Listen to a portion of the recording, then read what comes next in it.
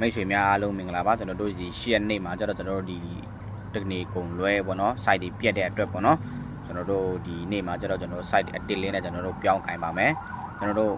ဒီ site မှာကျတော့ကျွန်တော်တခုပြောချင်တာကျတော့ပေါ့နော် one chain ပုံစံနဲ့ဆော့မလားကျွန်တော်တို့ key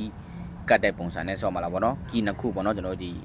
key နှစ်ခုကတ်ရိုက်ဆိုရင်ကျွန်တော်တို့6ကွက်ရှိမယ်ဟို one chain ပုံစံနဲ့ဆော့မယ်ဆိုရင်ကျွန်တော်တို့6ကွက်ပဲရှိမယ်ပေါ့နော်ထိုးကွက်ကျတော့ဒါကျတော့မိတ်ဆွေတို့ကြိုက်တဲ့site ကြိုက်တဲ့ပုံစံလေးနဲ့ကျွန်တော်တို့ကစားပါတော့ကနန်းတော့နည်းနည်းလေးပို့ပဲတော့တူတော့တူတယ်ဗျာနည်းနည်းလေးပဲပို့တော့မယ်ပေါ့နော်ကျွန်တော်တို့ one chain ကကြတော့ကျွန်တော်ဒီ9တုံညာ one chain ကျွန်တော်ရတယ်ပေါ့နော် key မှာဆိုရင်လည်းနှစ်ခွန်လေး key ပေါ့နော်ဒီ one chain ပုံစံနဲ့ဆော့မယ်ဆိုရင်ကျွန်တော်ဒီ9ကို main တင်ပေါ့နော်9နှစ်9ခွန်9လေးကို main တင်ဗျာတုံညာခွန်တုံညာနှစ်တုံညာလေးကိုကြတော့အရန်ပေါ့နော်ဒါတော့6ကွက်ပုံမှန်6ကွက်ပေါ့နော်ဒါကြတော့ one chain ပုံစံနဲ့ဆော့တာဗျာ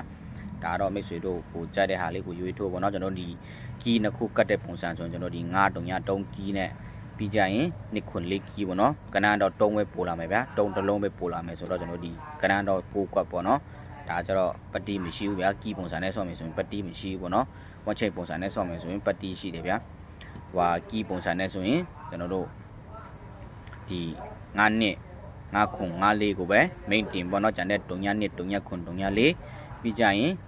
3နှစ်3ခွန်3လေးပေါ့နော်အဲ့ဒီ6ကွက်ကိုအရင်ပေါ့နော်ဒါကြတော့ key ပုံစံပေါ့နော် key နှစ်ခုကတ်ရိုက်ဗျာ3တစ်လုံးတော့ပို့လာမယ်ပေါ့နော်ကျွန်တော်ဒီ6ကွက်ပေါ့6ကွက်ပဲရှိတာပေါ့နော် key နှစ်ခုကတ်ရိုက်တာပေါ့နော်ဒါကြတော့မိတ်ဆွေတို့ကိုကြိုက်တဲ့ site လေးကိုရွေးပြီးတော့ကစားပါကနန်းတော့တူတူလေးပဲပေါ့နော်3လေးပဲပို့လာတာပေါ့နော်ဟုတ်ကဲ့ပါ site တွေတည်ချင်တော့ကျွန်တော်ရဲ့ Telegram channel လေးကိုလာရောက်ပြီးတော့ကြည့်ရှုလို့ရပါတယ်ကျွန်တော် link လေးချထားပေးမယ်ပေါ့နော်ဒီလိုမျိုးပုံစံဆိုရင်တော့မိတ်ဆွေတို့အဆင်ပြေလောက်မယ်ဒီမှာတယ်ပေါ့နော်ခဏနဲ့လည်းတွေ့ရတယ်ပေါ့နော်ရှုပ်ခွင့် short လေးရိုက်ပြီးတော့ထိုးလိုက်ပေါ့နော်အားလုံးကောင်းပါစေဗျာအားလုံးပေါက်ကြပါစေ